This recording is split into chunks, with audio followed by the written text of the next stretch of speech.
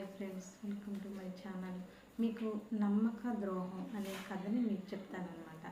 అయితే ఒక గ్రామంలో రమేష్, లత అనే దంపతులు ఉండేవాళ్ళు.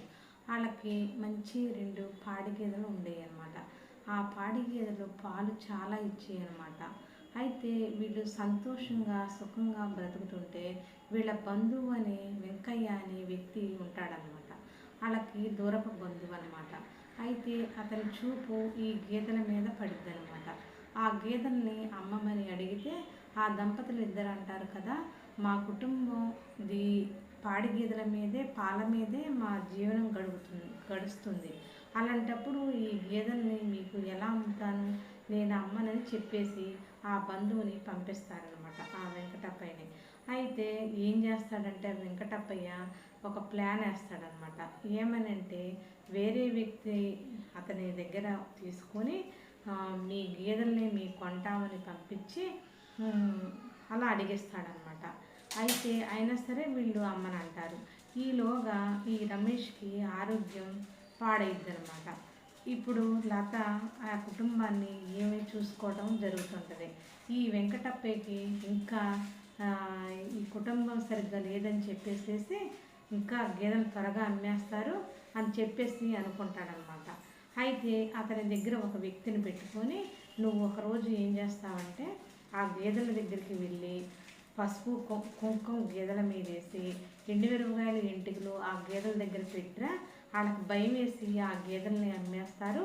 నీకు రోజుకి 200 ఇస్తానని చెప్పేసి ఆ వెంకటప్పయ్య ఒక వ్యక్తిని పెట్టుకుంటాడనమాట.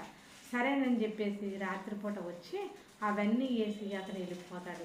తెల్లారి లేవగానే భర్త చూసి లత ఇక రమేష్ ఏం చేస్తాడంటే లత భార్యను పిలుస్తాడనమాట.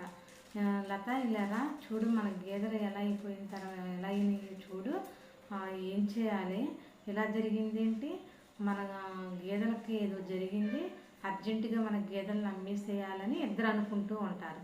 ఈలోగా వాళ్ళ చుట్టాలని చెప్పాను వెంకటయ్యని, అతను వచ్చేసేసి మరి వేరే వాళ్ళు గేదెల్ని అమ్ముతా అంటున్నారు, మరి మీ గేదెల్ని అమ్ముతారని చెప్పేసానంటే సరేనని ఇస్తానని చెప్తాడనమాట.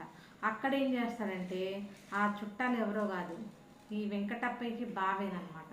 అతనికి బావా వాళ్ళ గేదెలు పాలు బాగా ఇస్తాయి, నువ్వేం చేస్తావంటే నీకు 5,000 10,000 రూపాయల గేదెని 5,000 రూపాయలకి నీకు ఇప్పిస్తాను అని చెప్పేసి అక్కడ వాళ్ళ బావ దగ్గర మాటలు చెప్పి ఆ డబ్బులు తీసుకొని ఇక్కడికి వచ్చి మంచితనంగా వాళ్ళకి మాటలు చెప్పేసేసి వాళ్ళకి కొన్ని అప్పులు కూడా ఉంటే అప్పులు వచ్చి అడుగుతూ ఉంటే మంచితనంగా వాళ్ళని అన్నట్టుగా చేసి గొడవకి అతనే పంపించి అతనే సర్దుమణిగించేలా చేసేసి అతనిలో వాళ్ళల్లో మంచి పేరు తెచ్చుకొని మీకు 5,000 గేదెలకి రావు, 2,000 రూపాయలకి వస్తాయి, ఇదిగో బజానా తీసుకో 200 అని చెప్పేసేసి వేరే వ్యక్తితో ఇప్పిస్తాడనమాట.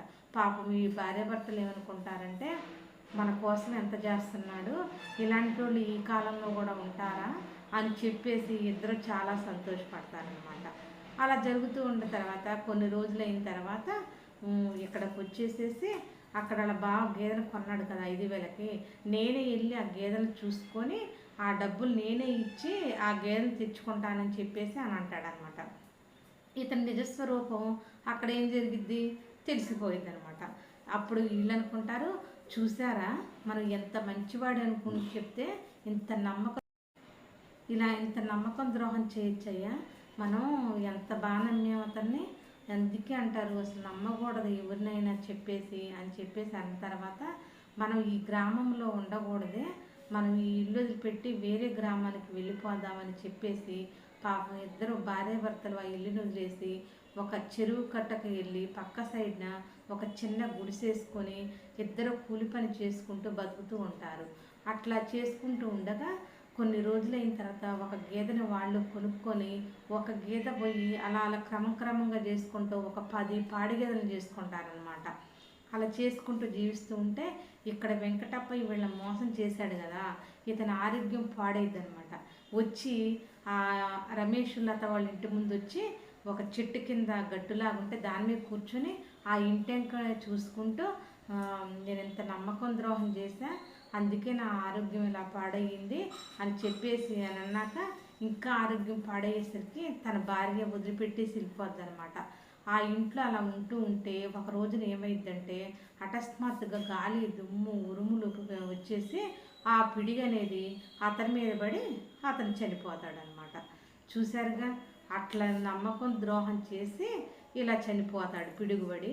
వాళ్ళు మాత్రానికి అక్కడికి వెళ్ళి చక్కగా మంచిగా ఒక 10 పాడిగేదెలతో పాలు చేసుకుంటూ మంచిగా బతుకుతారనమాట వాళ్ళు. అందుకే ఫ్రెండ్స్, ఎప్పుడైనా సరే నమ్మకం ద్రోహం చేయకూడదు. మనం నమ్మించి అలా చేస్తే చివరికి అతని గతి ఏమైందో తెలుసు కదా. ఉన్న దాంట్లోనే చక్కగా చేసుకుంటూ మంచిగా చేసుకోవాలన్నమాట. సరే ఫ్రెండ్స్, మా వీడియో నచ్చినట్టయితే లైక్ చేసి షేర్ చేసి పక్కనే ఉన్న గంట సింబల్ని క్లిక్ చేయండి. మా ఛానల్ని సబ్స్క్రైబ్ చేసుకోండి.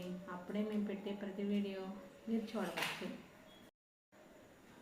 హాయ్ ఫ్రెండ్స్, మీకు మంచి కథ చెప్తానమాట. ఆ కథ పేరు ఏంటంటే నోరు మంచిదైతే ఊరు కూడా మంచిదైద్ది అనమాట.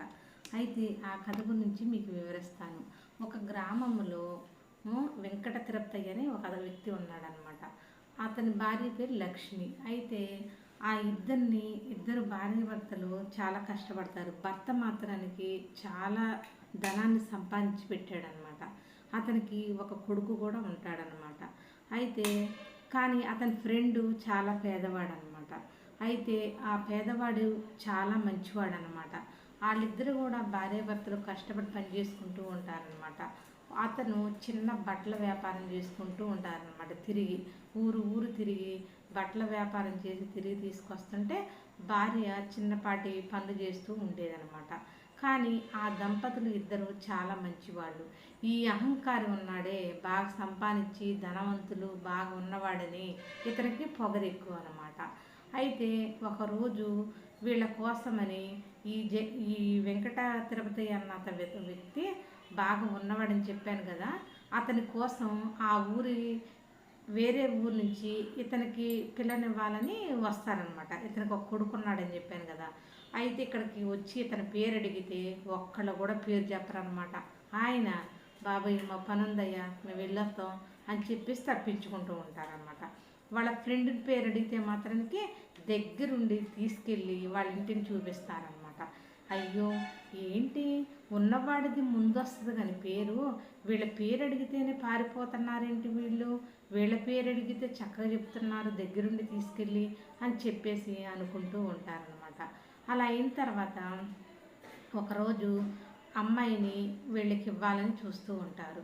కానీ ఆ అమ్మాయి ఇతను చేసుకోనని